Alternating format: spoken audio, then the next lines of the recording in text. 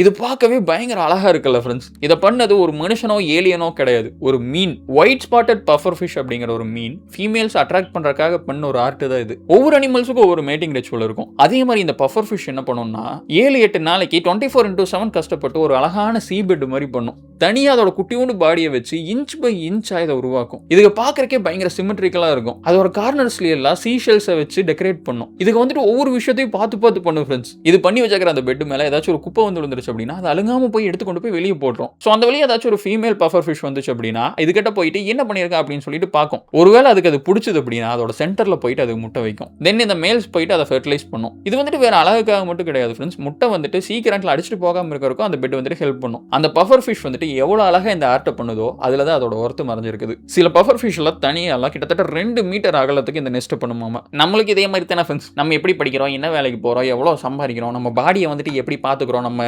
Grooming எல்லாம் எப்படி பண்ணுறோம் அப்படிங்கிறத வச்சு தான் நம்மளோட ஒர்த்தை டிசைட் பண்ணுறாங்க. ஒருவேளை இந்த கூட்டம் வந்துட்டு நம்மளால் ஒழுங்காக கட்ட முடியல அப்படின்னா யாரும் நம்மளை சூஸ் பண்ண மாட்டாங்க. We'll end up alone.